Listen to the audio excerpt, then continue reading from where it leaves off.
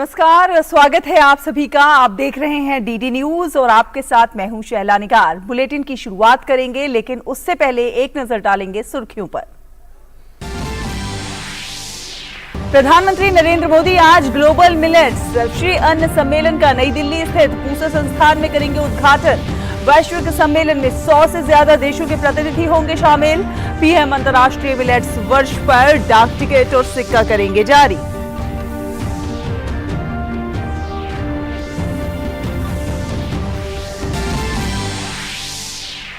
प्रधानमंत्री नरेंद्र मोदी और बांग्लादेश की प्रधानमंत्री शेख हसीना आज वर्चुअल माध्यम से भारत बांग्लादेश मैत्री पाइपलाइन का करेंगे उद्घाटन।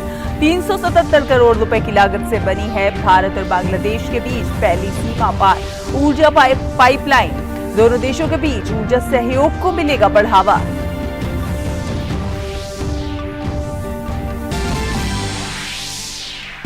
भारत की G20 अध्यक्षता के तहत स्टार्टअप 20 इंगेजमेंट ग्रुप की बैठक सिक्किम के गंगटोक में होगी शुरू।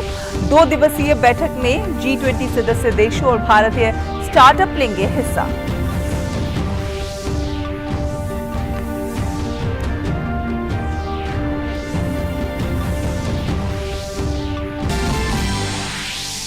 गृह एवं सहकारिता मंत्री अमित शाह आज से 2 दिवसीय गुजरात दौरे पर। गांधीनगर में आयोजित 49वें डेयरी उद्योग सम्मेलन में लेंगे भाग।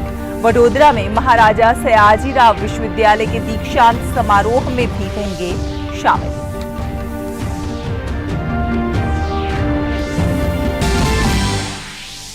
अमेरिका और यूरोप में गहराते बैंकिंग संकट के बीच स्विट्जरलैंड के सबसे बड़े बैंक यूबीएस की बैंक क्रेडिट स्विस को खरीदने की तैयारी।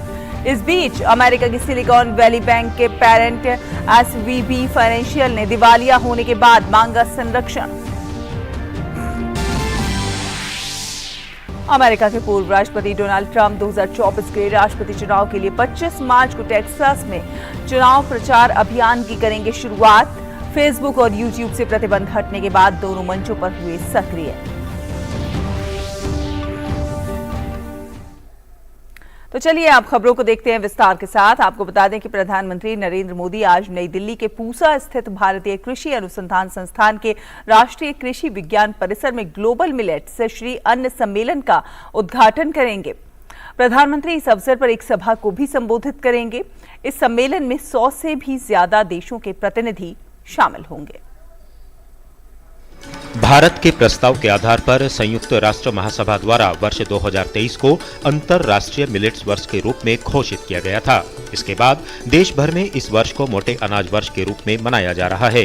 प्रधानमंत्री नरेंद्र मोदी शनिवार को दिल्ली में ग्लोबल मिलेट्स श्री अन्न सम्मेलन का उद्घाटन करेंगे और एक सभा को भी संबोधित करेंगे। ये जो समिट है, इससे पूरे विश्व के अंदर एक मैसेज जाएगा कि ये जो ग्लोबल स्तर पर जिस तरह से किया जा रहा है, तो बाजरा है, ज्वार है, रागी है, ये जो हमारे छोटे छोटे किसान जो होते हैं, छोटे किसान जो खेती करते हैं, इससे ये अनाज जब विश्व में जाएगा और तो एक तो यहाँ का प्रोडक्ट है, ये उत्पादन है, वो भी किसानों को भी प्रॉफिट होगा।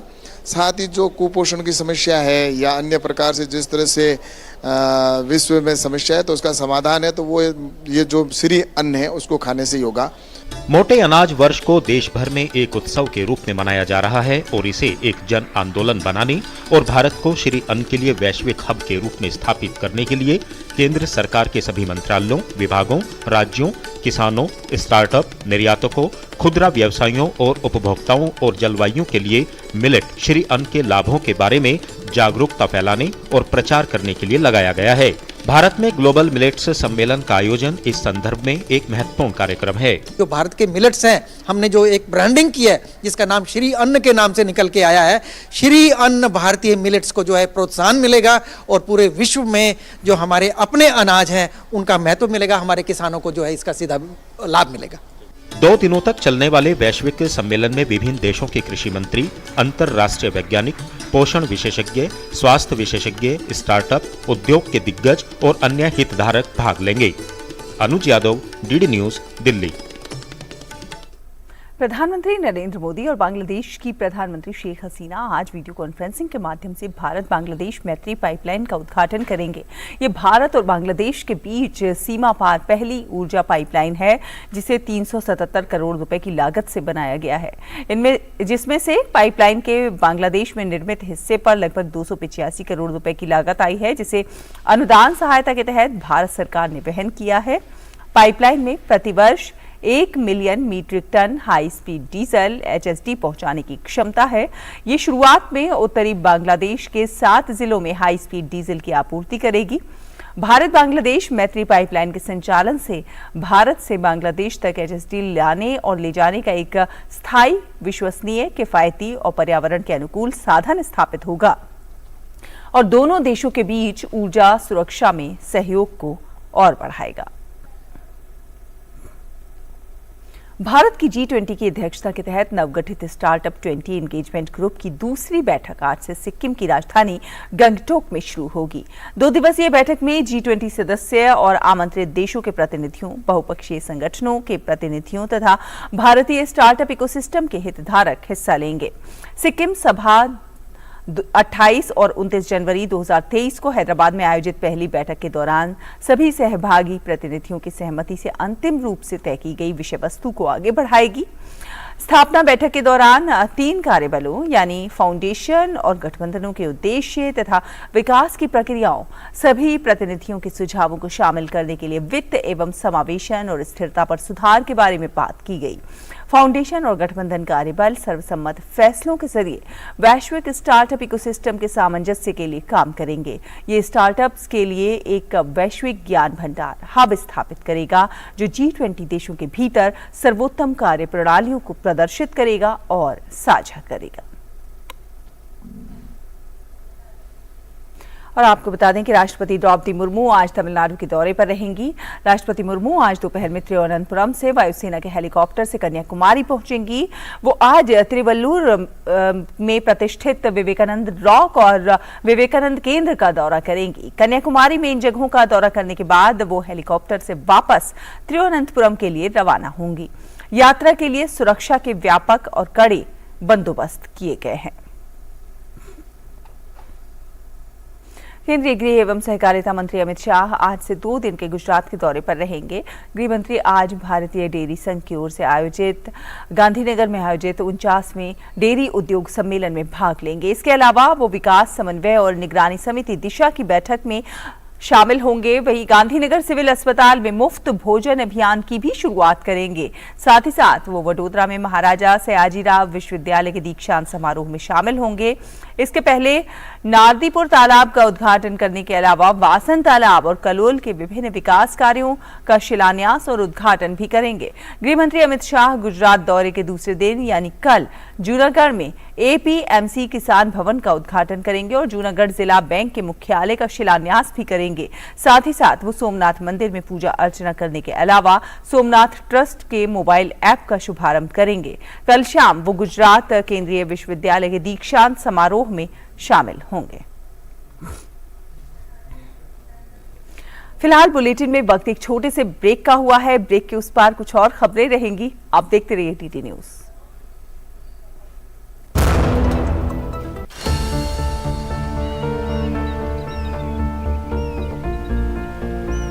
जो बनकर मेरा हमसफर आएगा, सिर्फ उसी को फर्क नजर आएगा। शुरू करो, डालो बुनियाद, घर महल नजर आएगा। वंडर लाइए, वंडर नहीं, फर्क नजर आएगा। वंडर सीमेंट, फर्क नजर आएगा। चैम्प, मारते रहना है छक्का। हाँ। तो go home and hand wash पक्का। Hand wash reminder by your hand ambassador Sachin Tendulkar का हाथ। सेवलॉन स्वस्थ इंडिया मिशन। ब्रेक के बाद स्वागत है आपका। आप देख रहे हैं डीडी न्यूज। रुक करेंगे कुछ अन्य खबरों का। आपको बता दें, जम्मू कश्मीर के पुलवामा के मित्री गांव इलाके में सुरक्षा बलों और आतंकवादियों के बीच इस समय मुठभेड़ चल रही है। कश्मीर पुलिस के अनुसार पुलिस और सुरक्षा बलों का संयुक्त रूप से आतंकवादियों के खिलाफ ऑपरेशन चल रहा है। 2 आतंकियों के छिपे होने की आशंका जताई जा रही है। इससे पहले पुलवामा में कश्मीरी पंडित संजय शर्मा की हत्या करने वाले आतंकवादी को सुरक्षा बलों ने 48 घंटों के अंदर मार गिराया था। मारे गए आतंकवादी की पहचान अकीब मुश्ताक भट्ट के रूप में हुई थी। अकीब मुश्ताक भट्ट आतंकी संगठन हिजबुल मुजाहिदीन और द रेजिडेंट फ्रंट TRF के लिए काम कर रहा था। राजस्थान के मुख्यमंत्री अशोक गहलोत ने कल राज्य में 19 नए जिलों और 3 मंडल मुख्यालयों के गठन की घोषणा की। अब राज्य में जिलों की संख्या 50 हो गई है। नए जिलों में अनूपगढ़, बालोतारा और ब्यावर, डीडवाना, कुचामन सिटी, ददू और गंगापुर सिटी, जयपुर उत्तर, जयपुर दक्षिण, जोधपुर पश्चिम, केकड़ी, कोटपूतली, खैरथल, नीम का थाना, फलौदी, सलूमबर, सांचौर और शाहपुरा शामिल हैं। बांसवाड़ा, पाली और सीकर नए संभागीय मुख्यालय होंगे। जयपुर जिले को तोड़कर जयपुर उत्तर, जयपुर दक्षिण, दूदू और कोटपूतली जिला बनाया गया है।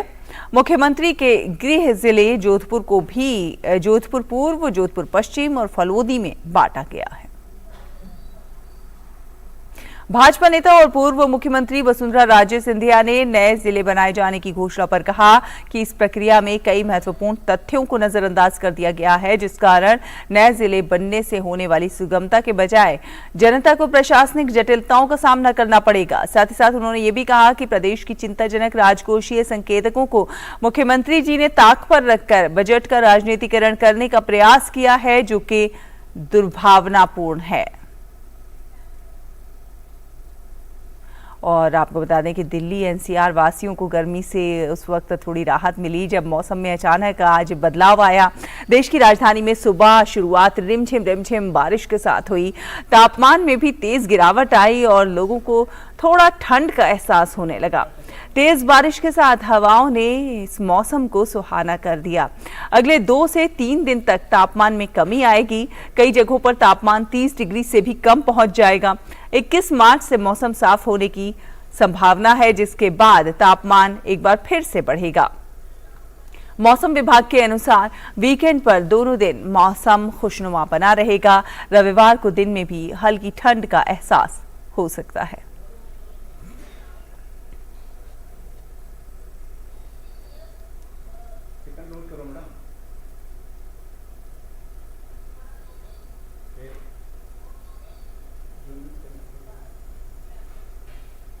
सूचना एवं प्रसारण मंत्री अनुराग सिंह ठाकुर केरल के एक दिन के दौरे पर आज कोची पहुंचे। वो आज नेम्बुस बसेरी में मलयालम दैनिक मातृभूमि के शताब्दी समारोह में समापन सत्र में शामिल होंगे। दोपहर बाद वो ककनाड स्थित राजगिरी बिजनेस स्कूल में युवाओं और संकाय सदस्यों के साथ संवाद करेंगे। केंद्रीय मंत्री एक टेबल टेनिस अकादमी का भी उद्घाटन करेंगे और खिलाड़ियों को गोल्डन बूट अवार्ड प्रदान करेंगे। शाम को वो पेरुम्बूर की प्रगति अकादमी स्कूल पाठ्यक्रम में नई शिक्षा नीति के अनुरूप समग्र खेल पर आयोजित एक कार्यक्रम में भाग लेंगे। बाद में वो चेन्नई के लिए रवाना होंगे। और अब बात करते हैं फैक्ट चेक की। जी हां, सोशल मीडिया पर एक संदेश बड़ी तेजी से वायरल हो रहा है, जिसमें दावा किया जा रहा है कि सरकार निजी अस्पतालों के बजाय सरकारी अस्पतालों में CGHS लाभार्थियों के इलाज के लिए CGHS को आयुष्मान भारत स्वास्थ्य खाते से जोड़ना चाहते हैं। PIB फैक्ट चेक के अनुसार ये मैसेज पूरी तरह से फर्जी है, गलत है। स्वास्थ्य मंत्रालय की ओर से ऐसी कोई भी योजना नहीं चलाई जा रही है। तो आपको बता दें कि जब भी इस तरह की खबरें आती हैं तो सरकार की ओर से फौरन उसका जवाब दिया जाता है।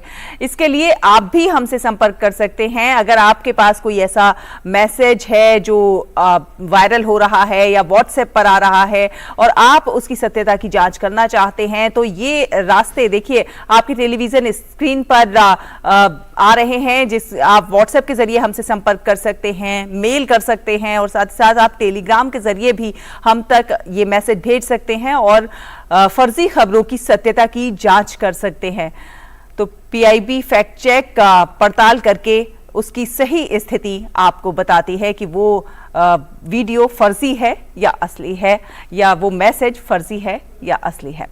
फिलहाल अगली खबर का रुख करते हैं। भारतीय रेलवे द्वारा अभयपुरी पंचरत्न के बीच महत्वपूर्ण खंडों का विद्युतीकरण पूरा करने के बाद मेघालय को पहली बार इलेक्ट्रिक ट्रेनें मिलने पर प्रधानमंत्री नरेंद्र मोदी ने प्रसन्नता व्यक्त की है।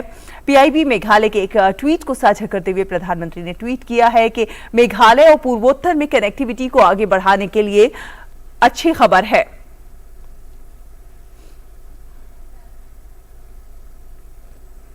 और प्रधानमंत्री नरेंद्र मोदी ने रेल मंत्री अश्विनी वैष्णव द्वारा ट्वीट किए गए वीडियो पर भी अपनी प्रतिक्रिया दी है।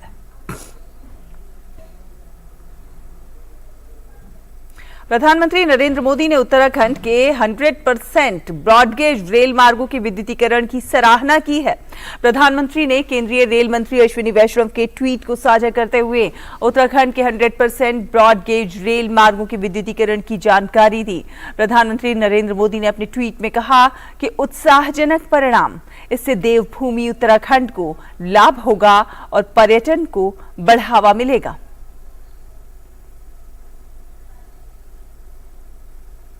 इस्पात मंत्रालय विशिष्ट इस्पात के लिए पीएलआई योजना के तहत चयनित कंपनियों के साथ समझौता ज्ञापनों पर हस्ताक्षर करने के लिए शुक्रवार को नई दिल्ली में एक कार्यक्रम आयोजित किया गया। इस आयोजन के दौरान 20 उप श्रेणियों को कवर करने वाली 27 कंपनियों के साथ 57 समझौता ज्ञापनों पर हस्ताक्षर किए गए।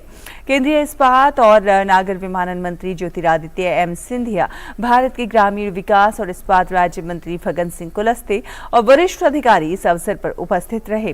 फग्गन सिंह कुलस्ते ने पिछले 9 वर्षों में भारत की उन्नति की अविश्वसनीय यात्रा को आश्चर्यजनक रूप से चित्रित किया, जिसमें यह बताया गया कि भारत कैसे दुनिया की 11वीं से 5वीं सबसे बड़ी अर्थव्यवस्था की श्रेणी में आ गया है।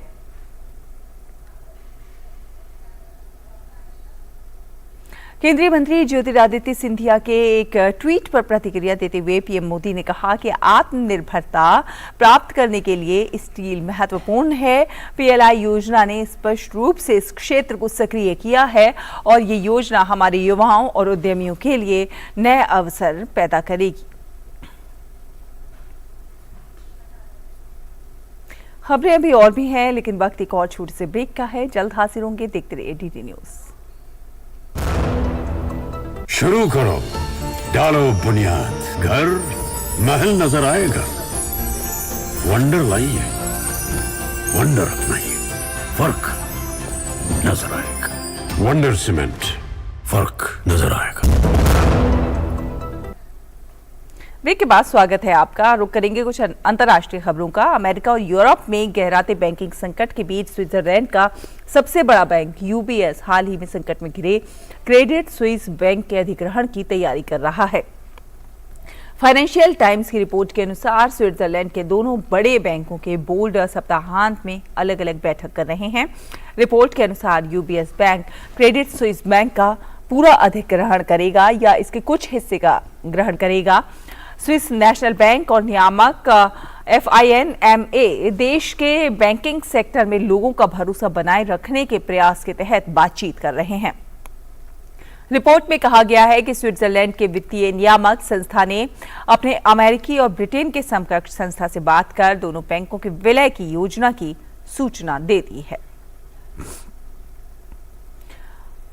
और SVB फाइनेंशियल ग्रुप ने कहा है कि उसने अपनी संपत्ति के लिए खरीदारों की तलाश के लिए यूनाइटेड स्टेट्स बैंकरप्सी कोड के तहत दिवालियापन संरक्षण के लिए अर्जी दायर की है। ग्रुप ने यह कदम SVB फाइनेंशियल ग्रुप की पूर्व इकाई सिलिकॉन वैली बैंक के अमेरिकी नियामकों द्वारा अधिग्रहण किए जाने के कुछ दिनों बाद उठाया है। दिवालियापन सुरक्षा की योजना उसके बाद सामने आई है जब कंपनी ने 13 मार्च को कहा था कि वो होल्डिंग कंपनी SVB कैपिटल्स और SVB सिक्योरिटीज सहित अपने व्यवसायों के लिए रणनीतिक विकल्प तलाशने की योजना बना रही है।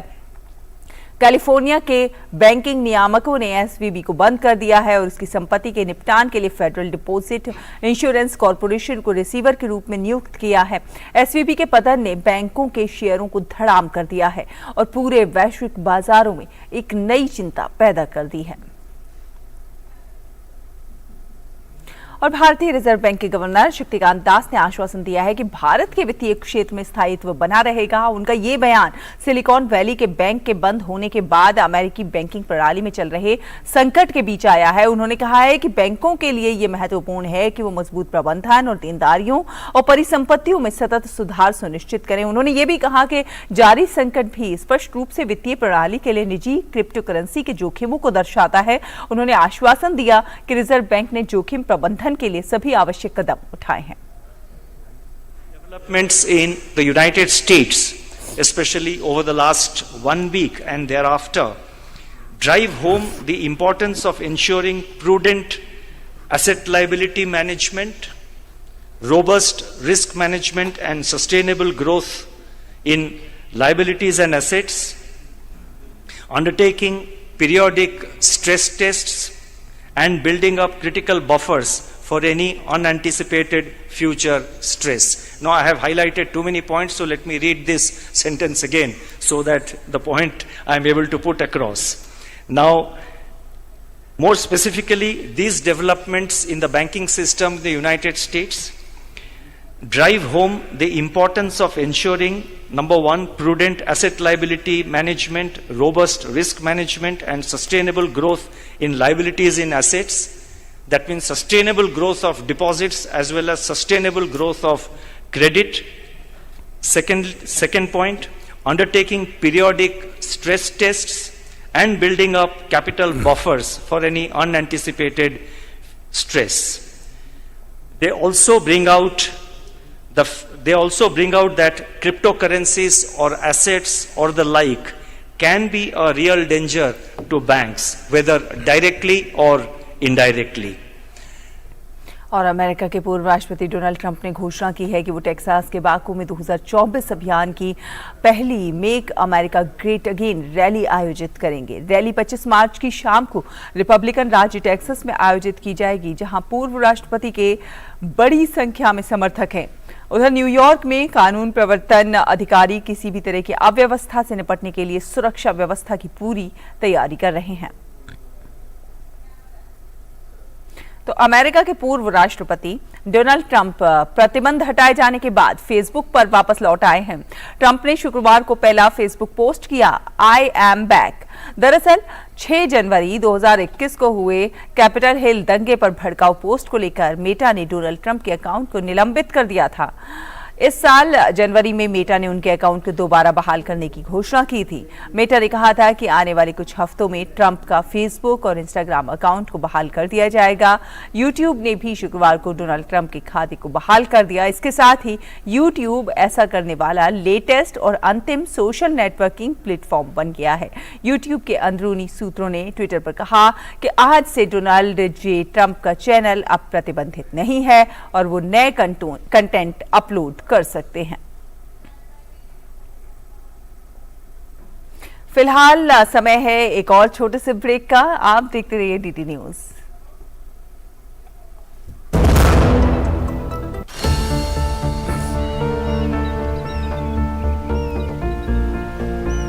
जो बनकर मेरा हमसफर आएगा, सिर्फ उसी को फर्क नजर आएगा। शुरू करो, डालो बुनियाद, घर महल नजर आएगा। वंडर लाइए, वंडर नहीं, फर्क नजर आएगा। वंडर सीमेंट, फर्क नजर आएगा। ब्रेक के बाद स्वागत है आपका। फ्रांस के राष्ट्रपति इमैनुअल मैक्रों द्वारा किए जा रहे सुधार कार्यक्रमों में शामिल नई पेंशन योजना अब देशव्यापी प्रदर्शनों का कारण बन गई है। रिटायरमेंट की उम्र को बढ़ाने की योजना के खिलाफ पेरिस की सड़कों पर जगह जगह आगजनी, पथराव और नारेबाजी देखने को मिल रही है।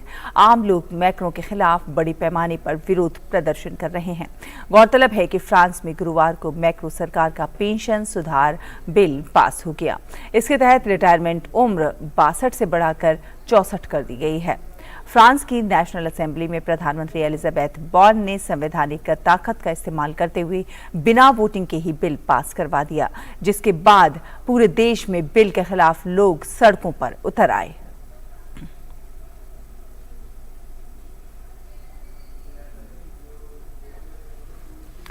और बात खेलों की करें तो भारत ने 3 मैचों की एक दिवसीय सीरीज के पहले मुकाबले में ऑस्ट्रेलिया को 5 विकेट से हरा दिया है। इस जीत के साथ ही भारत ने सीरीज में 1-0 की बढ़त बना ली है। इस मुकाबले में टॉस हारकर पहले बल्लेबाजी करते हुए ऑस्ट्रेलियाई टीम ने भारत के सामने जीत के लिए 189 रनों का लक्ष्य रखा था, जिसे भारत ने 5 विकेट में गंवाकर हासिल कर लिया। मुंबई के वानखेड़े स्टेडियम में ऑस्ट्रेलिया के खिलाफ खेले गए पहले एकदिवसीय मुकाबले को भारत ने शानदार तरीके से अपने नाम कर लिया। शुक्रवार को खेले गए डे नाइट मैच में भारत ने मेहमान टीम को 5 विकेट से हरा दिया। इस जीत के साथ ही भारतीय टीम ने इस सीरीज में 1-0 की बढ़त बना ली है। इस मुकाबले में टॉस हारकर पहले बल्लेबाजी करते हुए ऑस्ट्रेलियाई टीम की शुरुआत खराब रही। ऑस्ट्रेलिया का पहला विकेट ट्रेविस हेड का गिरा। वे 5 रन बनाकर सिराज का शिकार बने। इसके बाद ऑस्ट्रेलियाई टीम नियमित अंतराल पर विकेट गंवाती गई। ऑस्ट्रेलियाई बल्लेबाज भारतीय गेंदबाजों की घातक गेंदबाजी के आगे टिक नहीं पाए और पूरी टीम 188 रन बनाकर पवेलियन लौट गई। ऑस्ट्रेलिया के लिए मिचेल मार्श ने सबसे ज्यादा 81 रन की पारी खेली। वहीं भारत की तरफ से शमी और सिराज ने 3-3 विकेट लिए, जबकि जडेजा को 2 विकेट मिला। हार्दिक और कुलदीप ने 1-1 विकेट झटके। ऑस्ट्रेलिया द्वारा दिए गए 189 रन के लक्ष्य का पीछा करने उतरी भारतीय टीम की शुरुआत भी खराब रही। ईशान किशन 3 रन बनाकर स्टॉनिश का शिकार बने। विराट कोहली भी 4 रन बनाकर आउट हुए। इसके बाद सूर्य कुमार यादव अपना खाता खोले बिना ही पवेलियन लौट गए। कप्तान हार्दिक पांड्या भी अच्छी शुरुआत के बाद 25 रन ही बना सके। इसके बाद केएल राहुल और रविंद्र जडेजा ने भारतीय पारी को संभाला और रन बनाना जारी रखा। दोनों ने छठे विकेट के लिए नाबाद 108 रन की साझेदारी निभाई। इसी बीच राहुल ने अपना अर्धशतक पूरा किया। मैच के आखिर में स्टॉक की गेंद पर चौका लगाकर जडेजा ने टीम को 5 विकेट से जीत दिला दी। राहुल 75 और जडेजा 45 रन बनाकर नाबाद रहे। ऑस्ट्रेलिया के लिए मिचेल स्टॉक ने 3 विकेट झटके, जबकि स्टॉनिस को 2 सफलताएं हासिल हुई। सीरीज का दूसरा मुकाबला रविवार को विशाखापट्टनम में खेला जाएगा, जिसको जीतकर भारतीय टीम सीरीज में अजय बढ़त हासिल करना चाहेगी। वहीं ऑस्ट्रेलियाई टीम की कोशिश सीरीज में वापसी करने की होगी। Sports desk, DD news. तो इसी के साथ इस बुलेटिन में फिलहाल इतना ही, लेकिन डीडी न्यूज पर खबरों का सिलसिला लगातार जारी है। आगे देखेंगे मनी मंत्र। मुझे दीजिए अनुमति। नमस्कार।